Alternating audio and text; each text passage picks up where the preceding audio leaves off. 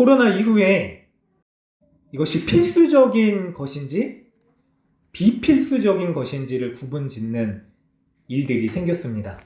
특히 모임에서 그런데요. 이 모임이 필수적인 모임인지 아니면 비필수적인 모임인지, 관공서라든지 병원, 그리고 식품을 살 수 있는 마켓, 이런 것들이 필수적이겠죠. 우리의 생활을 위해서 없어서는 안 되는 모임이나 그 자리에 가는 것. 근데 비필수적인 것에는 뭐가 있을까요? 하면 좋지만 굳이 하지 않아도 당장 먹고 사는데 지장이 없다라고 생각하는 것들이죠. 영화나 공연, 또 운동도 그렇죠. 그런데 정말 애석하게도요, 교회가 그 구분 가운데 굳이 들어가게 된다면 지금 우리 가운데서의 교회는 어느 범주에 들어갈까요? 교회는 필수적인 모임인가요? 아니면은 비필수적인 모임인가요? 당연히 우리는 이 자리에서 예배하고 하나님의 자녀로 살아가는 교회된 우리는 교회는 필수적이다 라고 얘기를 하겠지만, 그런데 안타깝게도 세상은요, 교회가 비필수적인 곳이다 라고 이야기를 합니다. 그래서 교회 모임이 굳이 모여야 되는가 라고 이야기를 했고요. 심지어는 교회 안에서도 이런 질문을 하는 사람들이 생겼습니다. 어떤 질문이냐면요, 나는 예수님은 좋지만 교회를 꼭 가기는 싫다. 나는 예수님을 사랑하지만 교회는 사랑하지 않는다? 네, 여러분 생각해 보세요. 이러한 생각이 과연 맞는 생각일까요? 이제 부부를 생각할 때 사랑하는 배우자를 향해서요, 난 너의 영혼은 좋지만 너의 겉모습은 별로다라고 얘기하는 거랑 마찬가지예요. 아멘 하시면 어떡해요? 그러니까 나는 너의 일부분은 좋지만 너의 다른 거는 싫다. 근데 그게 아니잖아요. 사랑을 하면은요, 그 사람이 부족하던 아니면 좋던, 단점이 있던 장점이 있던 그 모든 것들을 다 포괄해서 사랑하는 거잖아요. 근데 교회된 우리가, 그리고 그리스도인이라고 생각하는 사람들도요, 난 예수님은 사랑하지만 교회는 좀 그렇다라고 생각하는 마음들이 세상 가운데 다른 사람들에게 투영되어서 세상이 교회를 비본질적인 것으로 만들도록 우리가 그렇게 만들어 버렸다라는 것입니다. 이게 무서운 거거든요. 교회는 필수적인 건데 교회의 가치가 완전히 세상에서 무시되고 추락해 버렸습니다. 물론 교회에서 모여서 예배 드리는 게 다른 사람의 생명을 해하지 않기 위해서, 특별히 코로나라는 전염병 때문에 다른 곳에 다른 사람이 이 전염병 때문에 고통받지 않게 하기 위해서 다른 방법으로 일시적으로 예배를 드리는 것은 당연히 우리가 해야 됩니다. 왜냐하면 생명을 살리는 게 우리가 우선돼야 될 일이기 때문입니다. 그런데 본질 자체가 무너져서는 안 되죠. 교회는 정말로 가치 있는 곳이고 필수적인 것입니다. 교회는 예수님이 그 핏값으로 세운 공동체이기 때문입니다. 생명을 내어주신 주님께서요, 우리로 하여금 교회로 모이게끔 하셨기 때문에 교회는 필수적이고 우리의 영혼에 있어서 정말로 없어서는 안 되는 곳이죠. 그런 의미에서요, 오늘 우리가 이 교회의 존재의 이유가 무엇인지를 한 3가지 정도로 좀 살펴보고자 합니다. 교회가 어떠한 모습에서 존재해야 되는가?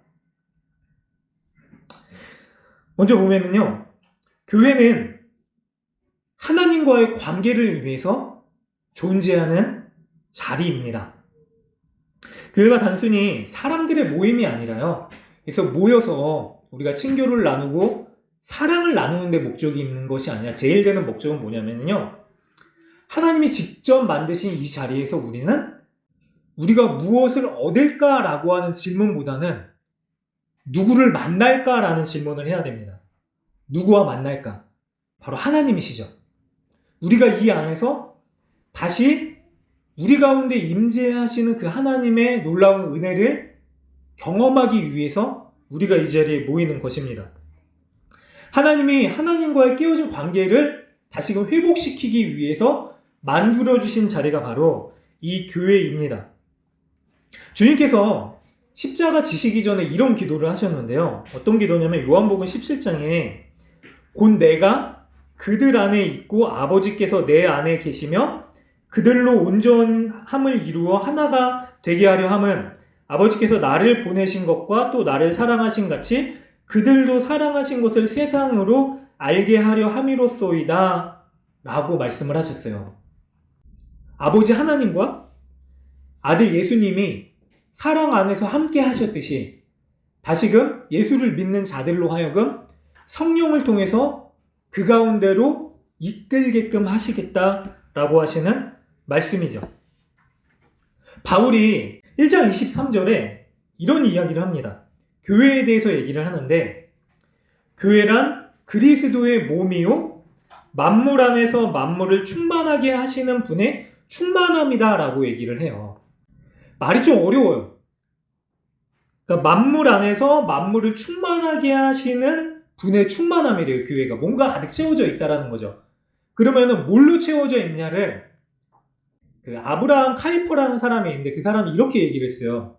이 세상에 있는 모든 것을 내 것이라고 얘기할 수 있는 분이 가득한 자리입니다. 이 세상의 주인이신 예수님이 이 자리에 가득해져서 교회는 누구를 보냐면 세상의 주인이신 예수님을 보고 모인 사람들이 다 주님은 나의 주인이십니다 라고 예수님의 통치를 고백하는 자리. 그러니까 한마디로요. 예수님이 주인이심을 고백하는 자리예요. 세상은 그걸 모르죠. 그러나 세상도요. 주님이 다시 재림하실 때에는 그런 고백을 할 수밖에 없어요. 왜냐면 심판주이신 예수님 앞에 다 무릎 꿇고 엎드릴 수밖에 없는 날이 분명히 옵니다. 그런데 세상은 그런 거를 지금은 아직 고백하지 않지만은요. 적어도 교회만큼은 우리의 주인이 누구이신가 라고 하는 질문 가운데 여기에 모이는 우리 모두는요. 우리를 다스리시는 분은 유일하신 예수님 한 분이십니다 라고 고백하는 자리. 그래서 그 예수님을 만나기 위해서 오는 자리가 바로 교회입니다.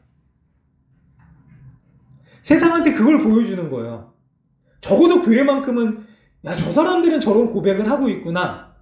저 사람들은 이 자리에서만큼은 적어도 예수님이 주인이라고 예수님의 통치를 인정하고 있는 사람들이구나 라고 하는 고백을 보여주는 자리. 주인됨이 뭘까요? 통치가 이루어진다라고 하는 게 뭘까요? 지난주에도 말씀드렸지만은요. 내 삶을 다 온전히 내어드리는 거죠. 제가 단기 선교를 몇 번 다녀왔어요. 가면은 선교사님들이 어쨌든 섬기러 간 교회에서 오는 거니까 저보다 연배도 있으신 선배님들이죠, 사실. 근데 집으로 초청을 해주세요. 목사님, 먼 길 오느라 수고하셨습니다. 이 집, 목사님 집처럼 생각하시고 편하게 계세요 라고 얘기를 해주세요. 근데 제가 만약에 진짜 그 집이 제 집처럼 생각해서 침대에 벌렁 들어 눕거나 아니면 냉장고를 막 열어서 뒤져가지고 먹을 거를 막 뒤져 먹거나 뭐 재밌어 보이는 게 있으면은 그거를 제 마음대로 막 가지고 놀고 선교사님들 불편할 수도 있는 상황을 제가 하고 있다면은 어떻게 될까요? 이제 그만 나가주시죠가 되겠죠. 주인됨이 그거잖아요. 우리 안에 주님이 오셔서 주님이 무엇을 하시든지 나를 내어줄 수 있는 거. 근데 적어도 교회는 그래야 되는데 교회가 그런 자리인데, 그런 존재에 제일되는 목적이 있는데 그걸 잃어버린 거죠. 그러니까 세상에서 예수님을 주인이라고, 예수님이 통치자라고 인정하지 않은 사람들도 적어도 교회만큼은 그리해야 되지 않겠는가라고 생각을 했었는데, 근데 지금은 예수님이 주인이 아니라 우리가 주인이 되고, 예수님이 원하시는 게 제1되는 목적이 아니라 내가 원하는 게 제1되는 목적이 되는 자리가 되어버렸다면은 사람들이 이상하게 생각하는 거죠. 우리의 원함을 따라 예수님을 이용하려고 하고, 우리의 원함을 따라 교회가 더 커지거나 아니면 우리의 삶의 자리에서 더 많은 힘을 얻기 위한 수단이 되는 자리. 근데 그런 자리가 교회가 되어서는 안 됩니다. 잘 알고 있죠, 우리가. 교회는 이 세상에서 유일하게 그리스도의 다스리심을 고백하고 그의 통치를 인정하는 자리여야 됩니다. 또 두 번째로, 교회의 존재의 목적이 무엇일까? 교회는요, 하나님과의 관계를 위해서 존재하는 자리이기도 하지만 사람과의 관계를 위해서 존재하는 자리이기도 합니다. 에베소서 2장에 보면은요, 우리가 좀 길게 읽었지만 처음부터 나오는 내용이 뭐냐면은요, 하나님께서 복음의 비밀을 하나님을 믿는 제자들에게 주셨다. 근데 그 복음의 비밀이 무엇이냐면요, 다른 게 아니었어요. 뭐냐면 유대인인 너희들에게도 이 복음을 주었듯이, 허락했듯이 하나님께서 이방인인 다른 사람들에게도 복음의 비밀을 주셨다라고 하는 게 복음의 비밀이었어요. 유대인들이 그런 생각을 했습니다. 우리만 하나님께 선택받았다. 혈연적으로도 그렇고 우리만 축복받았다라고 생각을 했어요. 그래서 다른 민족 사람들을 어떻게 생각했냐면요, 짐승처럼 생각했어요. 같은 자리에서 밥도 안 먹고요. 심지어는 같은 곳에서 숨을 쉬는 것조차도 꺼려했어요. 이거 정말 끔찍한 일이잖아요. 당연하게 생각했어요. 왜냐하면 그들은, 다른 민족들은, 하나님 모르는 백성들은 짐승과 다름없는 존재이다라고 생각을 했기 때문에요. 근데 하나님이 바울을 통해서 어떤 말씀을 하시냐면요, 그렇지 않다. 내가 너희를 사랑했듯이 이방인인 너희들이 멸시했었던 저들도 내가 사랑한다. 저들도 예수 믿고 구원받은 자들이 되어서 나의 자녀가 될 것이다. 근데 이 말이 굉장히 충격적인 거죠, 유대인들한테. 왜냐면 자신들이 자녀예요. 근데 짐승과 같은 사람들이 나와 같은 형제와 자매가 되는 거예요. 하나님이 이거를 복음의 비밀이라고 말씀을 하십니다. 하나님의 백성만이 아니라 이방인들도 하나님이 구원받기를 원하시고 교회로 부르신다. 이게 가능한 일일까요? 근데 하나님께서요, 그렇게 해야 된다라고 말씀을 하셨습니다. 다 한 가족이다. 어떻게 하나가 되었을까요? 오늘 본문 2장 20절부터 22절까지 보면은요, 너희들이 사도들과 선지자들의 터 위에 세우심을 받은 자라 그리스도 예수께서 친히 모퉁이 돌이 되셨다. 예수로 인하여서 그렇게 될 것이다 라고 말씀을 하신 거예요. 21절에 보니까 그의 안에서 건물마다 서로 연결하여 주 안에서 성전이 되어 갈 것이다. 그래서 머리 대신 예수님한테 붙어서 연결되는 자들이 다 성전이 될 것이다. 근데 이것도 충격적인 거예요. 왜냐하면 유대인들에게 있어서는 성전은 그들이 살아가면서 제일 소중히 여기고 지켜야 될 구별된 자리였습니다. 그래서 이 사람들이 성전을 지키기 위해서 목숨을 내어놓는 일들을 역사적으로 불사하지 않았어요. 왜냐하면 성전이 그들의 민족의 구심점이 되는 자리였었고요. 성전이 없으면 유대인이 아닌 거나 다름없었죠. 또 성전을 통해서요, 그들이 하나님께 나아갔고 하나님의 임재의 자리인 거예요. 그리고 성전에서 제일 중요한 일들이 이루어졌는데 뭐냐면요, 죄사함을 얻게 하는 제사의 행위가 이루어졌죠. 성전이 없어서는 안 되는 거예요. 그래서 성전을 거룩하게 지켜야 되기 때문에 누구나 함부로 들어올 수 없는 자리예요. 특히 이방인들은 절대로 가까이 해서는 안 되죠. 성전에 발을 디뎌서는 안 됩니다. 근처에 얼씬도 하면 안 되는 자리였죠. 그런데 하나님 뭐라고 말씀하시냐면요. 너희는 예수를 믿었기 때문에 이제 예수 안에서 함께 지어져가는 성전이 될 것이다. 예수님이요, 이 일을 실제로 행하십니다. 이루셨어요.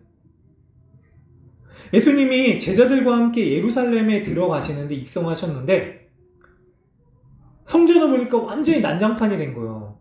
돈을 바꾸고 매매하고 강도의 구렬로 만들었죠. 예수님 막 화를 내시면서 성전을 청결하는 일들을 하세요. 그러면서 제자들이 예수님한테 이런 이야기를 해요. 주님, 저 성전 좀 보세요. 정말 대단하지 않습니까? 너무나 아름답습니다. 우리 유대인의 상징인 저 성전 너무나 멋있습니다. 라고 얘기를 하죠. 너무나 좋은 거예요. 성전을 보니까. 건물이죠. 예수님이 뭐라고 얘기하시냐면요. 저 성전이 돌 위에 돌 하나도 남지 않고 다 무너져 내릴 것이다. 근데 에베소서에 보면은 이런 말씀을 하시잖아요. 성전으로 지어져 갈 것이다. 그런데 예수님이 그 말을 하신 게 돌 위에 돌 하나도 남지 않고 다 무너질 것이다 라고 하는 말이 이루어져요. 예수님 죽으시고, 그러니까 AD 70년경에 로마로 인하여서 예루살렘 성전이 완전히 무너져 버려요. 이상하죠? 너희들이 성전으로 지어질 것이다 그랬는데 왜 성전을 무너뜨리시는가? 그리고 성전이 무너진 후에 유대인들에게 있어서 제일 시급한 문제가 발생하죠. 뭐죠?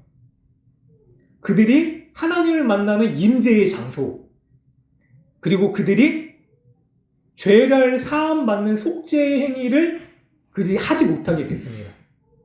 그러면 예수님이 새로 지어가는 성전에서 이러한 일들을 어떻게 하실까요?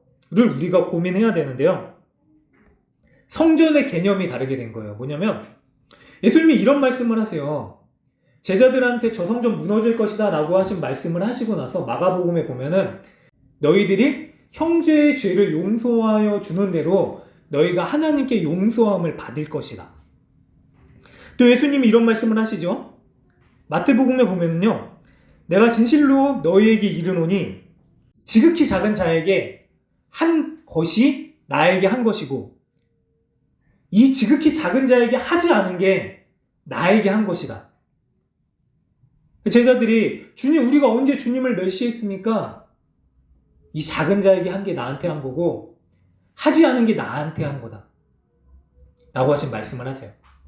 그 한마디로 뭐냐면요, 예수님이 새로 세우시는 성전은 어떻게 속죄의 그 은혜를 경험할 수 있냐면요, 우리가 형제의 죄를 사하주는 행위를 통해서요 하나님께로부터 우리의 죄도 사함 받게 되는 그 속죄의 일들이 일어나게 될 것이다. 그런 의미에서 예수님이 정말로 중요하게 말씀하신 계명이 뭐냐면요, 내 이웃을 내 몸같이 사랑하라 라고 하시는 계명. 네 몸처럼 너도 예수님의 보혈의 공로로 인해서 죄사함을 얻은 자가 되었듯이 네 형제도 예수로 인하여서 죄사함을 입은 나의 자녀가 됐으니까 이제 너희는 형제다. 같은 죄사함을 입은 자로서 한 교회로 지어져 가야 된다라고 말씀을 하신 거죠. 너희들이 서로 사랑해라. 그게 앞으로 예수님께서 만들어 가실 새로운 성전인 교회의 모습이 될 것이다 라고 말씀을 하시는 겁니다. 그런 의미에서요, 교회 안에 모인 우리는요 나뉘어질 수 없습니다. 교회 안에 모인 우리는요 서로 무시할 수 없고요, 서로 존재가 다른 사람이다라고 생각할 수 없고요, 서로 내가 우월하다라고 이야기를 할 수 없습니다. 왜냐하면 자격 없는 죄인인 내가 그리스도의 은혜로 인하여서 구원의 자녀가 됐듯이 함께 모인 다른 사람들도 구원받은 자녀로 모인 자리이기 때문입니다. 일전에도 한번 말씀드렸지만은요, 하나님이 최초의 형제였었던 가인과 아벨에게 살인사건이 일어난 다음에 이런 말씀을 하셨잖아요. 아벨을 죽이고 가인한테 찾아오셔서 가인아, 네 아우 아벨이 어디 있느냐? 가인이 그 얘기를 하죠. 내가 내 아우를 지키는 자입니까? 이게 함께 모인 우리에게 주신 동일한 질문입니다. 뭐냐면은요, 너희들이 서로 지켜가기 위해서 모였다. 그게 교회다. 하나님이 세우신 공동체다.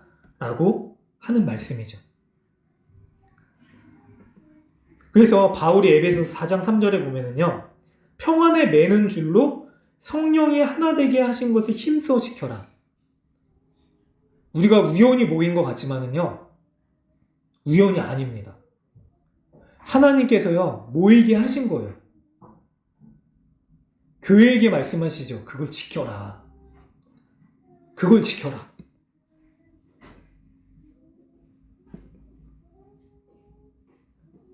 이 자리에서 그런 은혜가 있기를 소망합니다. 서로가 서로를 지켜주는 자리.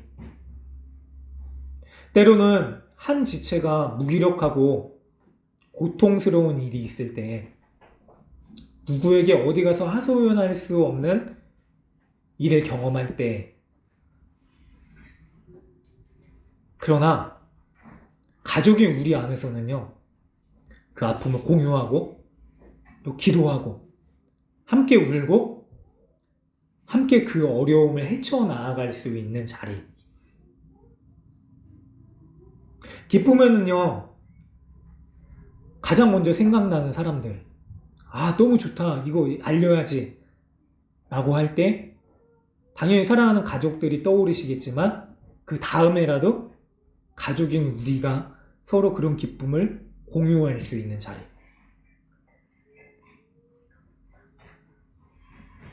아프면은요, 몸이 아프면, 팔이 부러지면 팔이 주는 통증 때문에 팔을 잘라내지 않잖아요. 근데 목이요, 팔에 기부스를 해서 이거 무거운데, 그러니까 돌머리잖아요. 목이 머리를 들고 있는 것도 무거운데 기부스한 팔도 메고 살아야 되잖아요. 그렇게 할 수 있는 자리. 그 은혜가 우리 가운데 있길 소망합니다. 그러니까 혼자 살라고 우리를 세상에 보내신 게 아니라요, 하나님이 교회라는 공동체를 통해서요, 우리에게 살라고 사람들을 붙여주시고 성령이 하나 되게 하신 자리입니다. 그래서 사람과 관계를 맺고 그리고 살아갈 수 있는 힘이 되는 자리. 그것이 교회이고요. 세 번째로, 교회의 존재의 목적의 이유, 세 번째가 무엇이냐? 교회는 하나님의 나라를 위하여 세상 가운데로 보내지는 자리입니다. 교회의 목적이 단순히 우리가 모여서 구원받은 은혜를 고백하는 것으로 끝나는 게 아니라요, 그 고백을 가지고요, 나아가는 거예요. 그래서 하나님의 나라를 이 땅 가운데 세워가는 것입니다. 에베소서 3장에 보면은요, 이런 말씀이 있습니다. 10절부터 11절까지인데, 영원부터 만물을 창조하신 하나님 속에 감추어져 있는 비밀의 경륜이 어떠한 것을 드러내라 라고 하시면서, 10절에 보면은 9절부터 11절이었죠. 10절에 보면 뭐라고 얘기하냐면, 이는 이제 교회로 말미암아 하늘에 있는 통치자들과 권세들에게 하나님의 각종 지혜를 알게 하려 하심이니, 감추어졌던 비밀을 어떻게 세상 가운데 드러내고 알리냐 하면은요, 교회를 통해서 하나님께서 하시겠다라고 하셨어요.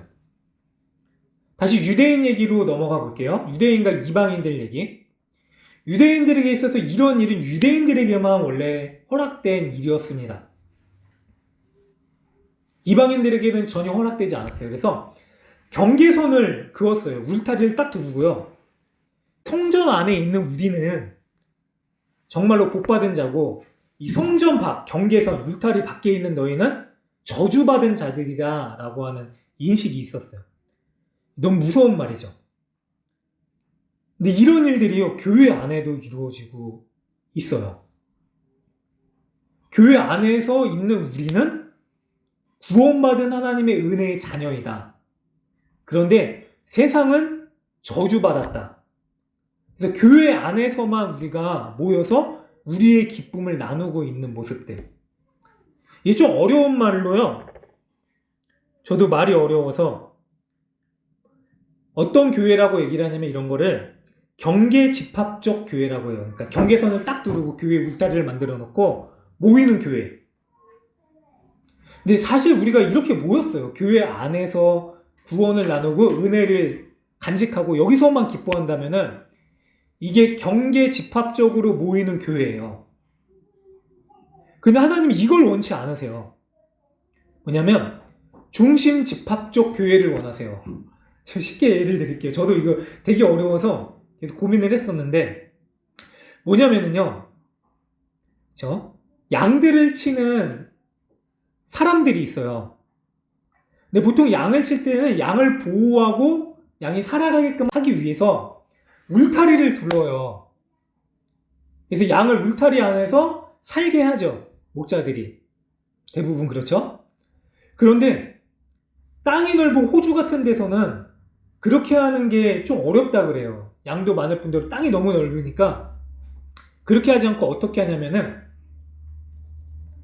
양들이 먹고 마실 수 있는 샘물과 먹을 것을 두면은 그것을 중심으로 양들이 모인다 그래요. 그래서 이런 방식으로 목축을 한대요. 양들이 모이는 이유가 뭐냐면요. 울타리를 딱 가두고 나서, 만들고 나서 그 안에 집어넣어서 양들이 모여지는 모임이 아니라요. 단위가 아니라 양들이 먹을 생수가 있는 자리로 함께 모이는 모임, 모집. 교회가 그렇게 돼야 된다는 거예요. 우리가 마실 생수는 무엇일까요? 예수님이죠, 예수님. 생명의 생수를 공급해 주시는 예수님 때문에 우리가 모이는 거예요. 단순히 건물을 만들어 놓고요, 울타리 안에 모였기 때문에 교회가 아니라요. 우리는 생수를 얻기 위해서 모이는 사람들이죠. 무서운 게 있어요. 우리가 이 자리에 모여도요, 혹시 이 건물 안에 있어도요, 생수를 얻지 못하는 자가 되면 교회가 아닐 수 있어요. 생수를 얻기 위해서 모이는 거잖아요. 이 생수가 어떤 생수입니까? 여러분, 이게 교회의 가치입니다. 제일 중요한 가치가 뭐냐면요, 세상 어디에서도 얻을 수 없는 그 말도 안 되고 놀라운 그 기쁨이 있는 생명의 영생수를 우리가 공급받는 거잖아요. 이게 살아가면서 우리가 얻을 수 있는 가장 기쁜 일이에요. 그게 복음이죠. 여러분들 제일 좋은 게 뭐예요? 살아가시면서 제일 좋은 거. 예수님이에요. 예수님이 나를 위하여 십자가에 죽으시고 다시 살아나셨고 그래서 내가 다시 살 수 있는 구원받은 자녀가 되었다. 이 기쁨. 이 놀라운 은혜. 이게 제일 기쁜 거거든요. 그래서 복음이에요. 그래서 이 복음이 너무나 좋아서 이 생명의 은혜가 생수가 너무나 좋은 걸 알기 때문에요. 이 맛을 본 우리는요, 우리 안에서만 이거를 먹고 마시고 누리지 못하고 이걸 이야기를 하는 거예요. 그래서 나아가는 공동체가 되는 거죠. 여기에 이런 생명의 생수가 있습니다. 너무나 기쁘고 놀라운 은혜의 샘물이 있습니다. 와서 먹고 마십시다 라고 얘기하는 자리. 이게 하나님이 원하시는 교회의 사명이거든요. 나아가라. 교회를 전해라. 세상 가운데 교회가 어떠한 곳인지를 얘기해라. 하나님 나라가 그렇게 이루어질 것이다 라고 하는 사명이 있는 자리. 고린도 후서 4장 6절에요. 복음을 전하는 일을 이렇게 비유를 해요. 어두운데 빛이 빛이라 말씀하셨던 그 하나님께서 예수 그리스도의 얼굴에 있는 하나님의 영광을 아는 빛을 우리의 마음에 비추셨느니라. 어둠이 있는 자리에 가서요, 빛이 빛이라고 하는 말씀을 전했더니 하나님의 영광을 아는 빛이 그들에게 전해졌다라고 얘기를 해요. 예수님도 이런 비슷한 비유를 하시죠. 마태복음 5장에 보면 너희는 세상의 빛이라. 산 위에 있는 동네가 숨기지 못할 것이요 사람이 등불을 켜서 말 아래 두지 아니하고 등경 위에 두나니 이러므로 집안 모든 사람에게 비치느니라. 이같이 너희 빛이 사람 앞에 비치게 하여 그들로 너희 착한 행실을 보고 하늘에 계신 너희 아버지께 영광을 돌리게 하라. 주님이 말씀하시기를요, 불을 켜서 비치는 이유가 뭐냐면요, 이게 말이라고 하는 게 타는 말이 아니라 그릇이에요. 계량형 그릇, 도량형 그릇이라 그러나요? 그 그릇으로 이 빛을 덮어두기 위해서 비추는 게 아니다. 빛은 비치어줘야 된다. 그래서 어둠 가운데 길을 보지 못하고 빛을 보지 못하는 이들에게 그 빛을 비추어야 된다라고 말씀을 하는 거죠. 그래서 교회를 향해서 이 말씀을 하고 계시는 거예요. 근데 가만 생각해 보세요. 세상에 수많은 교회들이 있습니다. 우리나라에 그렇죠. 이 지역만 해도 그래요. 수많은 십자가들이 있습니다. 그럼 우리가 고민해야 될 게 뭐냐면요, 우리 교회가 여기 있음으로 인하여서 사람들이 빛을 보았는가? 단순히 십자가 빛 때문에 저 공에다 꺼달라고 하는 요청, 그게 아니라요, 우리 교회가 있음으로 인해서 사람들에게 좋아진 것이 무엇이 있는가?